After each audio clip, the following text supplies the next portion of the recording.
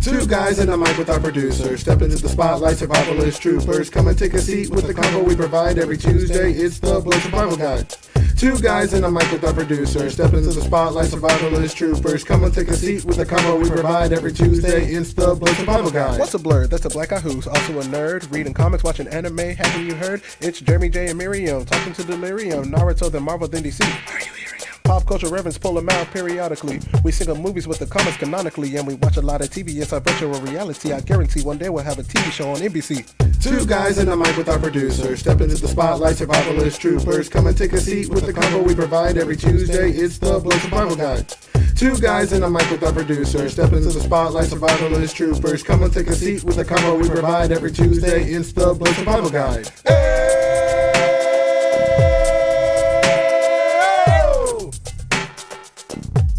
It's the Blerd Survival Guide.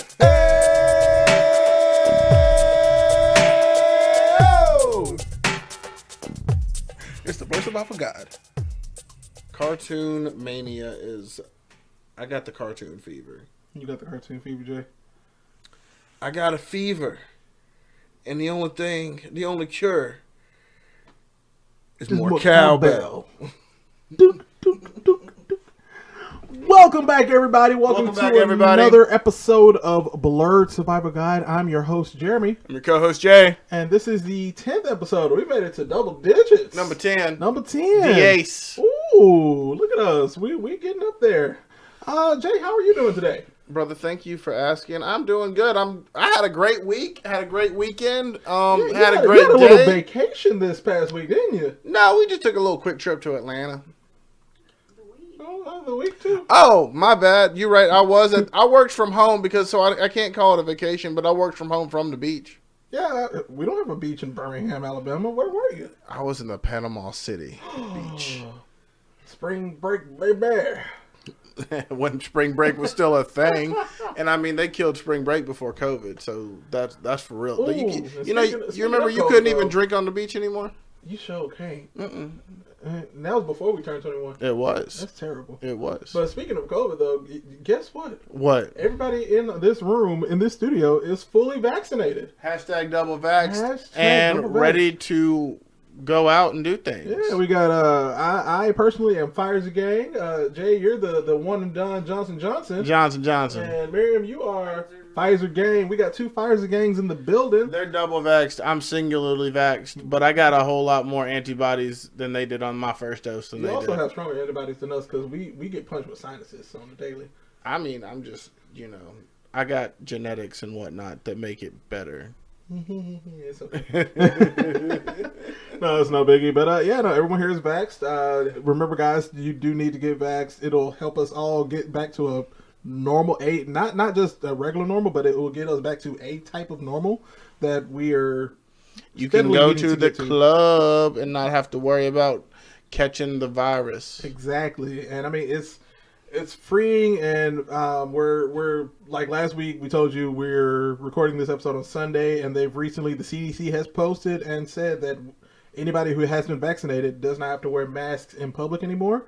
If you do feel like you still need to wear a mask for your safety, wear it. I do. Jay does. Miriam does.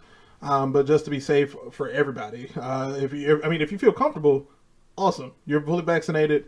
CDC says you're good. They base it off of science. It's not off of beliefs. But we are in the clear, and that is just our little spill on the health in America. So, how are you doing, buddy? I'm doing pretty okay. I'm a little tired. We've had a very eventful day today. We hit about a half a round of golf. I guess it was 9 holes. Yeah, it was my best game because I don't usually play golf, so I'm very happy with that. What'd you say? It was like your 7th time playing? 6th or 7th, yeah. Yeah. But I mean, I fully endorse. Yeah, you did. You putted every single time. I did. You didn't lose a ball. Or I lost 2. You lost 2? That's not bad. I fully endorse the Roebuck Municipal Golf Course. It's a city course here in Birmingham. It's a lot of fun, and it's cheap. We paid $20 for cart and 9 holes. That's my mini ad for the Roebuck Golf Course. Hey, if you guys want to sponsor us, we will be happy to partner with you guys, and we will send this podcast along with you. But what are we going to be talking about today, Jay? So we've been talking about it, and we've been talking a lot about the history of cartoons and what how cartoons are evolving. And I think last week we mentioned the California style of cartoon, which really got me thinking a lot about. Oh yeah, the Cal Art style. Yeah, where like all the cartoons are shaped different ways from like the from across the Cartoon time, Network. across the generations. Yeah. Yeah. And so that really made me think a lot about how cartoons have evolved across the time. And we were kind of talking about it. And the number one thing that I've noticed is the shift from the episodic nature of cartoons to a more linear, more plot-based, more arc-based storyline. Right. No, I completely get you. I mean, dating back, and I mean, this is coming from, I mean, the cartoon guy himself on the podcast, like going all the way back to early Warner Brothers cartoons and The Looney I mean, Tunes, the old Disney pictures, the early Mickey Mouse cartoons. Yeah, the Steamboat Willie. Literally, these are just one-off cartoons and TV shows that are inspired. I think, and I think they're mostly inspired by like traditional comic strips in America. And that's truly what it was. It was just like, we're gonna make comic strips that move. Right. And so it's interesting that we are now in this place that the American comic strip is less influential, and now we kind of see this shift from the comics being made into cartoons. They're being more made into real life animations, like Riverdale or like Sabrina the Teenage Witch. Those kinds of shows that were originally cartoons are now being made into full live action television shows, full on story arc type deals, and exactly. I mean that's where cartoons are today as well. With, like I said last week, with Steven Universe, I just finished binge watching the recent reboot of DuckTales. Yeah, you mentioned that. You talked about that while we were playing today. Yeah, which originally, I mean, that was from 1987 to like 1992. The original, they were truly an episodic nature with, I mean, they had the special episodes that would only be like, it'd be like 4 or 5 episodes. Okay. That would be one storyline. Yeah, and you got that, and you rarely got that, but like when you did get it, it was very. It was a special time. Exactly. It was a special moment. Like the release. crossovers, like the Jimmy Timmy Power Hour. Like the Jimmy Timmy Power Hour, like the Kids Next Door movie. Like those were multi-episode, to be continued type of shows, but it more than often than not be episodic. You would get a mission. Like K&D is a really good example of this. Right. Like you would get a mission, the episode would be surrounded around the mission. It would be a really cool. We figure out what the 2x4 is, with the Kids Next Door 2x4 technology. Right, with the mechanical fixture that they need to like actually travel with is going to be, and then by the end of the episode, we're one and done. And that's it. Move on to the next issue. And then you get once it gets, and that's the thing with Kids Next Door too. And I mean, we're focusing on just this one cartoon, but it happens all across the mediums of different cartoons. Right. Once it gets kind of like towards the end of the series, that's when they start they want to tie stories together, tie them up. Well, cartoons that last long enough, like South Park, for instance. Yeah, it's still going on. And it's still going on, are able to pull from the tropes and the episodic episodes or the episodic instances that are in earlier seasons and pull them back into later seasons. Like in South Park, you have the Giant Douche versus Turd Sandwich episode, which starts out as just like a normal show talking about elections, and then they bring it back and then they draw the juxtapositions, the parallels between President, or I guess then candidate Trump and candidate Hillary Clinton. They were able to pull this episode that was supposed to be a one-off, right, and just talk about how people don't like to choose between a giant douche and a turd sandwich in elections, and then they brought it back and later apply it to 2016. No, I got that. I mean, that's a cool way for a South Park to like do stuff like that, and that's another with these more adult-oriented cartoons as well, like Family Guy and their cutaways, and they pull stuff from like from like the early seasons 1 through 5, Or retire stuff too, because they retired the giant chicken. The giant chicken. They've retired Conway Twitty. Yep. That was a big one because I mean when we were all growing up in middle school, because you weren't supposed to be watching it in middle school, but we all watched it anyway. Of course. But everybody would know, ladies and gentlemen, Mr. Conway Twitty. And you knew exactly what it would go to. Like 3 or 4 minute cutaway of Conway Twitty. We essentially have no a music who video. This country man is singing his whole repertoire on a Fox Network / Adult Swim. One of America's greatest songwriters, man. The way we know it. I mean, the thing about it is like Family Guy introduced Conway Twitty to a lot of to a younger generation, a much younger generation, and they're like, "Who the heck is this guy?" And then they no go and tell their age parents about it, and they're probably like, "Where did you hear this How from?" do you know who Conway Twitty is? It's like, well, I saw it on Family Guy. I saw it on a cartoon that I watch. But no, it's stuff like that, and they like. I mean, we discussed at dinner. There was the episode where God made a bet with the main guys of Family Guy. Mm-hmm. Like, hey, if you can make Bill Belichick laugh, I will let the Patriots win. And right. Also, I'm in heaven. Conway Twitty says, "Cut it with the jokes. You're wasting time and money.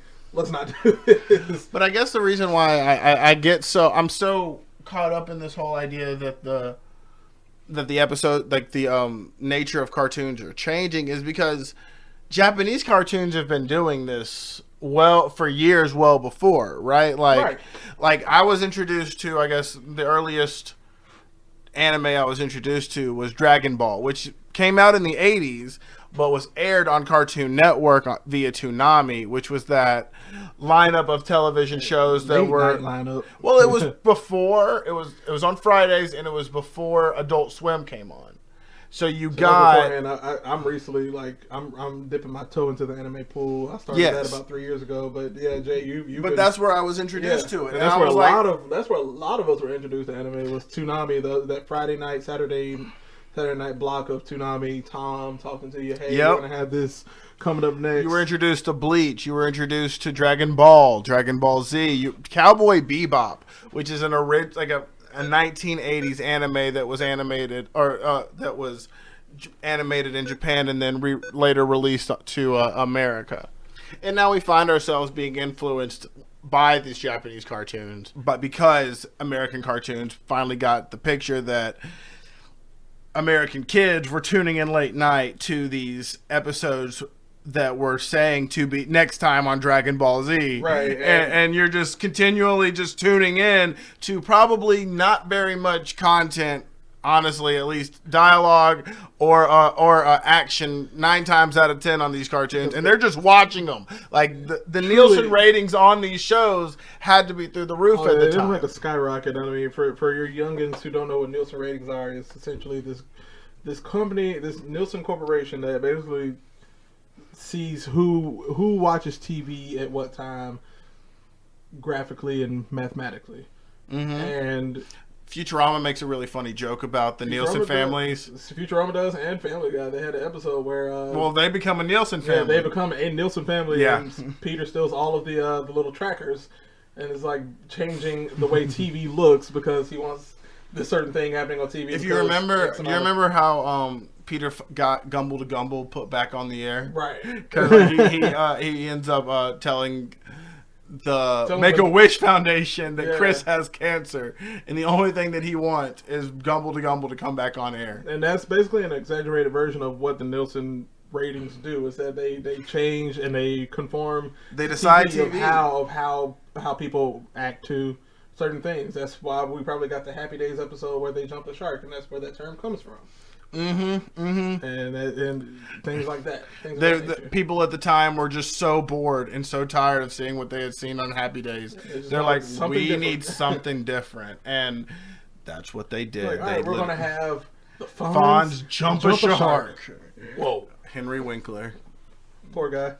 He's successful. I mean, he made a career. He's still successful. His role in Parks and Rec is as John Ralphio's dad is one of my favorites because he's just the worst. He plays this doctor.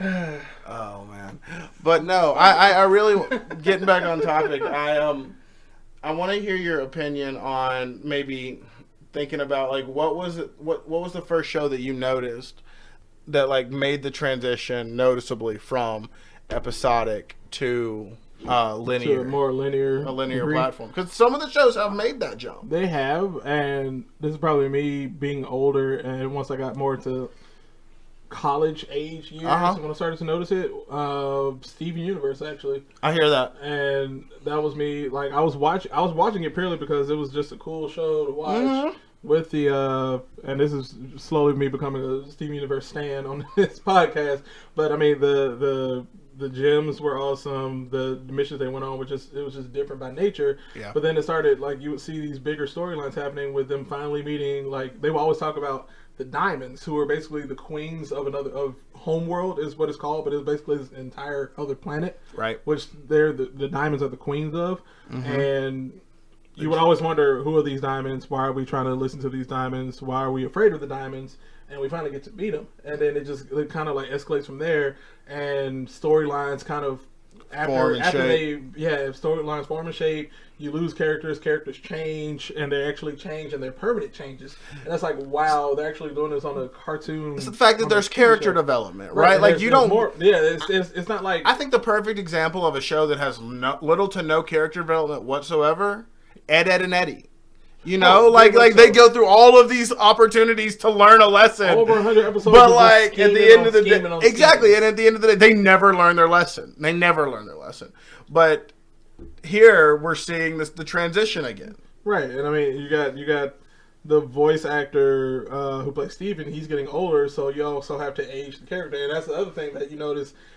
You have actual cartoons that aging. So it was between Steven Universe and Adventure Time. That's what I was going to say. Adventure Time was a big one. Characters, Finn, he would actually age too, because I mean, his voice started off, it was like, let's go on an adventure, and then by the end of he's a teenager, dude. He's a teenager, his voice has dropped significantly. Yeah. It's just like, he's getting interested in women. Right. I mean, he's had multiple girlfriends throughout that whole series. Exactly. Before was a player. But still, like, regardless, you would see, that's the thing, you would see that on a cartoon. And you wouldn't see it in any years prior, like, that's not a thing. Right. I mean, and that kind of shows that the show, that it shows that the TV shows are growing up with the people who are watching. You know, I'm getting an idea right now. Kids Next Door kind of did this. They kind of did it. Because, like, you had Chad, who was, like, the leader of the Kids Next Door that ends up turning into a teenager, right? And like he ages and then he ages up and stays in the teenager gang. Then you also had the guy, I forgot his name, but he was like Chad. It was basically Chad. a black Chad. We had number 5 sister. Yeah, number 5 sister as well. She was Cree, but like she was already a teenager by the time we met her. Yes. But I'm talking about, it was a guy that it was a black guy that was played by Khary Payton, who plays Cyborg on Teen Titans. I don't remember his name. I forgot his name as well. Guys, put us in the comments if you remember it. I'll put a picture of it on Instagram if you can remember his name. But he basically became a double agent because he became a teenager. But he was also like, that's when we learned that Kids Next Door, like, they actually have special operatives that are basically double agents and decommissioned. They're actually technically not decommissioned. They were fake decommissioned to see what the teenagers were doing and report back to the Kids Next Door. I don't remember this. Yeah, that's because that was another. You recently re-binged it. I recently re-binged Ed, and Eddie, Kids Next Door, DuckTales, all the childhood stuff. But I think the first one that really did it for me was Regular Show. Yes, man, Regular Show broke a mold. That was true, and like it was like that. That's that in between. Like you had Regular Show, and then you got Adventure Time. Right. But like Regular Show was that in between cartoon, like that 2010, 2012 cartoon. It was going to be just like a cartoon for like, I mean, it was still for kids, but it was honestly more for like a stoner. Well, it took place teenager. It took place in like the 90s. It was the 90s. It took place in a later day, in an earlier time period. Just because of like all the technology, remember? I mean, it was kind of timeless. They tried to make it timeless because I mean, Of course, you had the older cell phones, and I mean the cell phone episode and stuff like that, where it's like, hey, the '80s called, they want you back, and like the time travel stuff. But they also had like smartphones and stuff like that as well. When it got to the later seasons, with like CJ, the cloud girlfriend, and all that. Yeah. I mean, they made it a timeless show because I mean you had Skips, who is literally timeless. but like you got it actually. That's probably the first show that I know, because like I mean like by the you time you didn't know about change. it. You didn't know about it until you got to the end of the show that it was all connected. Like there was like there was a meaning behind all of these little adventures that they had. Exactly. Because you got. And then you had all the backstories with like Skips, Pops, with, Pops, and I mean you had Pops and Nega Pops. Yeah, like, exactly. Which is the big whole story arc, and like basically ended the show. And I cried on that. That was an emotional time. Man, Pops was the OG. He was, and he was OP as well. Oh boy, boy was powerful. Also, Rugrats. Oh my gosh. Well, Rugrats. Yes. Well, you had to have two different shows on Rugrats. Yes. No. But the thing is, Rugrats. It was purely episodic up until the first Rugrats movie when we got Bill, and then Rugrats in Paris when we got Kimmy. Right. When they added those characters, and that's an earlier cartoon that really did a good job of like having character development. Right. And then you get the second series where they're and then you get all grown up. That was and that's the thing. I was like a backdoor pilot in one of their, because it was supposed to be just a special. Right. That like it became and so everyone popular. loved it, dude. Like everyone wanted to know, like, what was it like for these babies to grow up and to turn into teenagers? Well, unfortunately, the show wasn't successful, but I still enjoyed it. I enjoyed every. I don't understand. I guess it had one season or 2 seasons? 2 seasons, I believe. And that was the time when they only had 3 seasons, like TV shows, pretty much, right? Like that was the big thing. That's still most TV shows nowadays, especially cartoons, right? Because they think kids won't be able keep to watching get past 3 seasons. Is that a soapbox? Seems like we touched on something there. A little bit. It's kind of angering because it's like, even though these shows are initially made and targeted towards kids, you have a larger following. And I mean, if the executives at Cartoon Network, Disney Channel, and Nickelodeon were to come to these comic book conventions or anything that has to do with like crowd participation, they would see it's not just kids. It truly is. The percentage of kids to adults that are actually watching these cartoons is probably like 10-1. I'm honestly thinking it's an even split. Like it's got to be, because like there are whole grown children. Adventure Time is a great example of that. Adventure Time and Steven Universe. Yeah. Both of these shows, like they have like these themes that were not present in our childhood cartoons. Right, and I mean, and especially Steven Universe, Steven Universe is very open to the LGBTQ community. Exactly. And I've seen countless videos, I've seen countless commercials. They've even posted it on Cartoon Network, like feeds and social feeds of people who are not straight, who are lesbian, gay, trans, that are coming up to the creator, who is the creator of the show, Rebecca Sugar. She's non-binary. She goes by, they go by they. Right. Let me get her pronouns correct. Their pronouns correct. Right. They go by they. Right. And they will come up. They will talk to fans, and fans will come up to them and let them know, hey, this show has literally opened my eyes.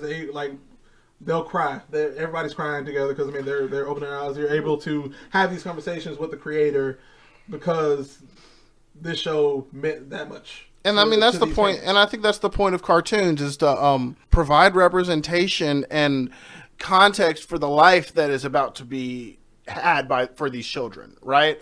There is this theory, and I love this theory, that the Peanut Gang, like you know your Charlie Browns, your Peppermint Patty, this comic strip that turns into a TV show, primed the next generation for lesbians. Oh yeah, Peppermint Patty and Sir. Yeah. You know, like those two. Like they may not have been explicit lesbians in the show, but which they're children. But like you have these now adult cartoons, like Family Guy does it, where they make fun of it kind of, and they draw a parallel between Sir and Peppermint Patty and act like that they're ultimately going to be a couple later on in life. Oh, definitely, yeah. And I mean, that's what I love about cartoons. They really are priming everybody for the next, I guess, like the social like parameters and social dynamics that are going to be present in society. Right. And that's, I guess, to sum everything up before we head to our commercial break and come back with Blerd, with our weekly blurbs. Cartoons nowadays, and just to piggyback off of Jay, are a catalyst of Change. Thank you. And parents back then, you got the cartoons that you had back then. They are reflective of what you are today, and that's just, this is my opinion. This is strictly my opinion, not factual in any way.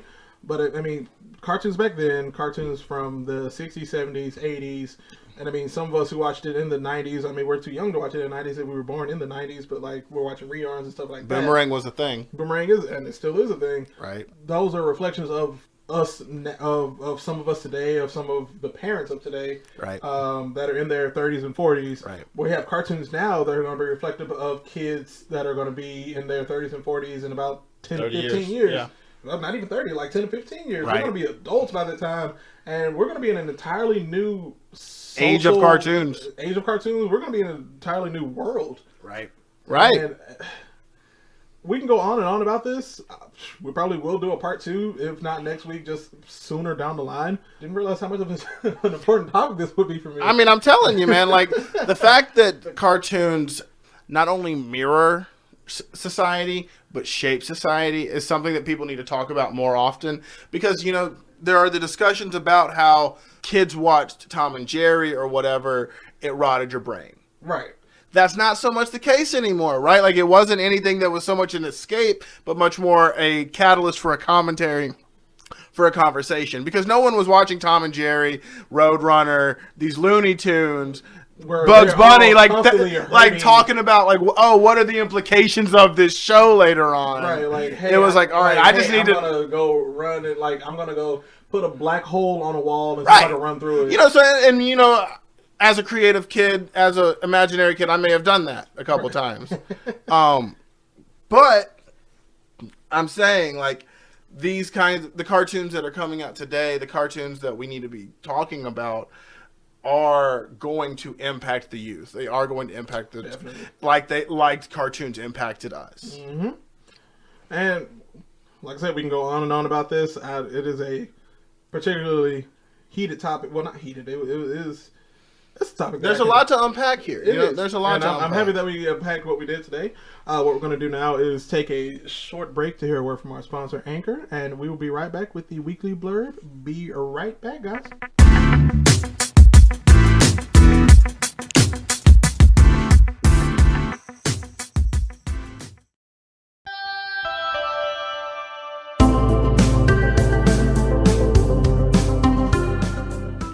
Looky there, we are back. Welcome back, everybody. Welcome back. You guys know what time it is. It's time for the weekly blurb. All right, Jay, what you got for us today? And go. So I'm going to spend a little bit of my time talking about a new show. Okay.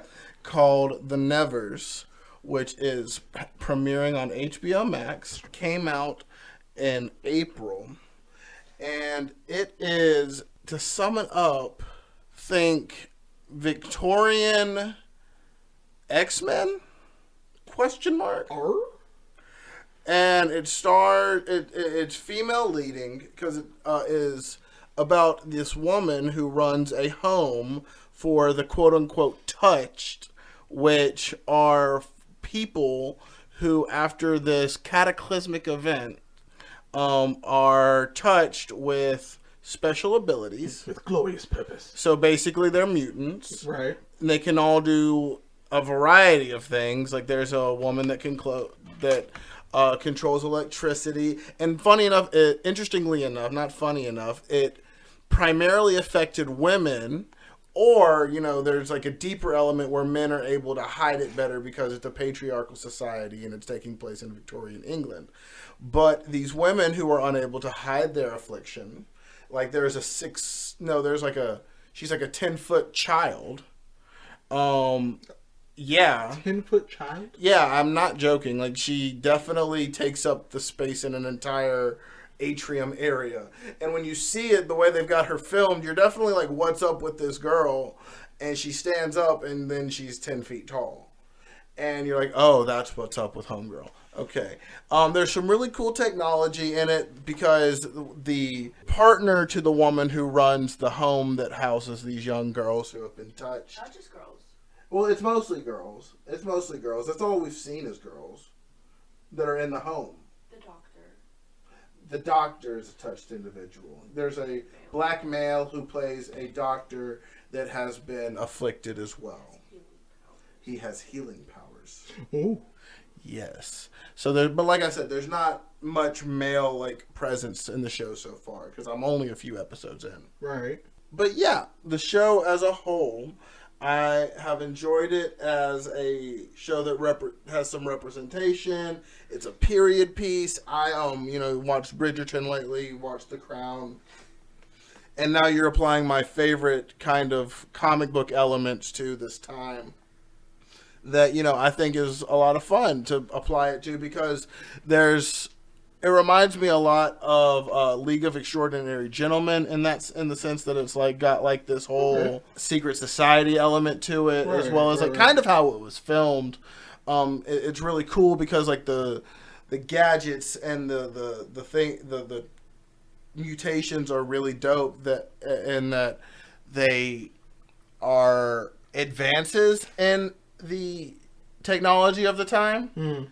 But, they're kind of like those advances that you're like, okay, obviously this wouldn't happen at the time, but because that there are mutants and there are these advanced individuals, they're able to do it. I'm not going to spoil any of the cool things that pop out because I think that they are really dope. And, part of the enjoyment of them is seeing them when they happen on the show. But I encourage everybody that is able to check it out. You can't bring up the Nevers though without bringing up Joss Whedon. Joss Whedon, who is directing it. He's the director, writer, producer.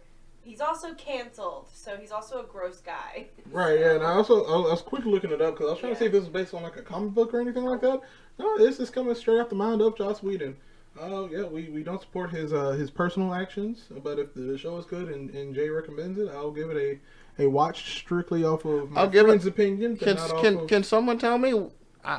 So there's been a lot. What's going on with Joss Whedon? Because this is news to me. Okay, so real quick, Joss Whedon, and it's not dating back to the original Justice League, but it's kind of like before, like towards the Avengers as well, like when he directed the first Avengers movie. He is a and Buffy the Vampire Slayer, he's very sexist, and things that he wants his way, it's either his way or the highway at that point. And he picks female favorites, and if you're not one of his female favorites and you're a female, he doesn't treat you the same. Abusive. Like verbally. Yeah. He plays favorites, and it's based off of like a lot of the time it's based off of like sex. It's based off of sex and race because jumping back to the Justice League, you know how Zack Snyder's was mainly focused on Cyborg, and Cyborg was technically the main character. Yes, that whole story was taken out because of Joss Whedon. Fascinating. Mm-hmm. So, I say that all of this supporting the Nevers now with a caveat. Because we're not saying that you shouldn't watch the Nevers, but watch it with a grain of salt. Yeah, well, the irony of it is because it is a very female empowering show. The irony of that, when watching it with Miriam, we were both kind of taken aback with about how much female presence and empowerment is evident in the show. So. Maybe that's him trying to double down, right? Like, that's what they do. Him doubling down, him trying to redeem himself. Like I said, I'll give it a watch, and we can discuss it. We'll discuss it later. Yeah. But, we really appreciate that, Jay, for your weekly blurb. On my end of the table, we have, I would say, a little celebratory event that has happened this year. Dating back from April of 2001, the movie that basically became our childhood and is still relevant today. Shrek premiered 20 years ago, April of 2001. Shrek and Donkey on the Whirlwind Adventure. This is the first Shrek. Well, we got Smash Mouth All-Star became the song of the century. Which, fun fact, it wasn't it was just a filler song. And then they liked it so much that they kept it. Wow, that is amazing. Yeah. It was like a stock song that they had on file. Yeah, it was just a filler. They were like, sense. We'll change it later. We'll put some original music in there. No, they kept it, and I mean, Shrek has become a pop culture icon. Phenomenon. That's the best way to put it. Phenomenon. Best way. Thank you, Marion. I mean, it broke the mold. Right? It was an original. I mean, it wasn't an original story, but for the time, it was like no one had heard of the book. No one had heard of the. Saved DreamWorks animation. Mm-hmm. Oh wow! Yeah, that's the fund. Like the money that they made off of Shrek was how they could produce. It was a true gamble. All of the other like Hotel Transylvania, like all those other. We wouldn't have DreamWorks animation today if not for Shrek. If not for the first Shrek. Do y'all remember if bedtime stories came out before or after Shrek? After. It was after Shrek. Like so we got bedtime stories, which is a DreamWorks production, because of Shrek. Yeah. Wow. Well, DreamWorks animation was separate from DreamWorks. Like. Yeah, DreamWorks Pictures is different from Excuse me. Yeah. No, you're good. It's all good. But no, like I said, it is a time for celebration because, like I said, you can easily quote that movie. You can quote any part of that movie to a stranger, and they'll know exactly what you're talking about. You know how often I make the boulder joke? Every time you see a boulder? All the time. All the time. All the time. Especially when we were in Utah. There was a bunch of nice boulders in Utah. Oh man, I can tell people the parfait joke all the time. Right? It was like The compensating joke. You know what else has layers? Parfaits. Parfaits might be the most delicious thing on the whole damn planet. And they had cursing in that movie. Everything got passed in that movie because of Eddie Murphy and Mike Myers. Like, and originally it was supposed to be Chris Farley as Shrek. No, I did not know that. Yeah, Chris Farley before his untimely death. Yeah, before his untimely death, because that movie was basically in development hell from like the early '90s up until when it got like made. No joke. Mm-hmm. No fooling. I had no idea. Yeah, and they went through a caveat of actors, but Chris Farley was one they really stuck on. Sure. Up until that makes a lot of sense. Chris Farley would have made a hilarious Shrek. Right, and I mean he would have been truly American. Too at that point too, it would have been Chris Farley Shrek. It would have been a different movie. It would have been. Full on. Well, I mean I guess Michael Myers did like a Scottish accent for Shrek. Yeah, the thing is, Mike Myers he did it as an American accent first, and the thing is, Chris Farley actually recorded a good amount of dialogue already. Oh, I want to hear that. And we'll have to find it. Oh my God! That's got to exist somewhere. He recorded a bit of dialogue, and they basically got Mike Myers to re-record it, and they were like, "Yeah, this isn't putting off like how we wanted to put off." And so Mike Myers was like, "Hey, let me try something different." He did it in that Scottish accent and gave his own little play. They paid him twice for it. Yeah. He got paid again because he was like, "I basically got to re-record this entire movie." And it stuck, and that's what stuck. Yeah, that's a great story. And I mean, he's made 3 more movies after that. Well, no, he's made 4 more movies after that. We don't talk about we don't talk about the fourth one. We don't talk about Shrek the Fourth Shrek the Third was not bad. Shrek the Third was as far as Shrek Forever After. Yeah, that's what it is. Shrek Forever After we don't talk about with Rumpelstiltskin. Shrek the Third was okay because it had Justin Timberlake as King Arthur. It had the fairy godmother. Yeah, she came back, and Fiona was pregnant. Yeah. Yep. And we met the dragon babies. We had the dragon donkey babies. Yes, yes. So we can excuse the third, but the fourth one was just unnecessary. It was a cash grab. It was. Yeah. A lot of animated movies tend to do that cash grab thing. After a certain point, it's like, hey, this is one of our most popular ventures. Let's just squeeze everything we can out of it. And and they definitely did. And they were talking about doing a reboot for years of Shrek, and it's just like, I will always love the first and second movies, and they have their place in history. They have their place in my heart. I'm just not here to try and consistently reboot Shrek. Except Shrek the musical. Shrek musical. We can do Shrek the musical all day because that joint is hilarious. And if you haven't watched it, it's on Netflix. I think it's still on Netflix? It is a permanent fixture on Netflix. That's crazy. It deserves to stay there on Netflix. Well, it is hilarious, guys. If you have not seen the Shrek the musical, it's funnier. It's actually funnier than the movie. I'd argue. I'd definitely say so. Because it fleshes some things out a bit more. It fleshes things out. You're able to add a little more. I mean, even though they did record it for Netflix, they're able to expand on the jokes. They made it more adult oriented.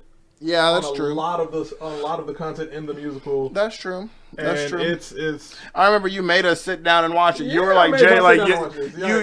I had never seen it, and I was like, I had no interest in watching it. And You were like, no, watch you it. need to watch it, and it was hilarious. Yeah, Really, it's closer to the book.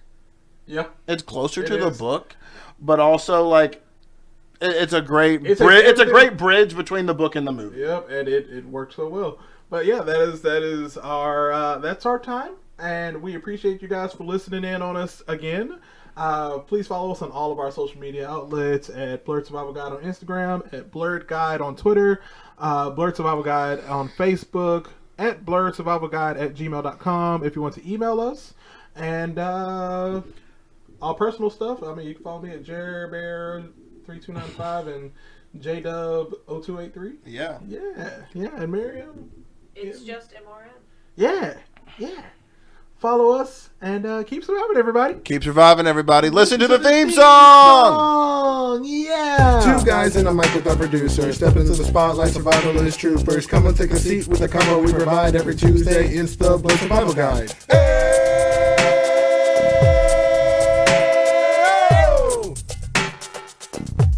It's the Blerd Survival Guide.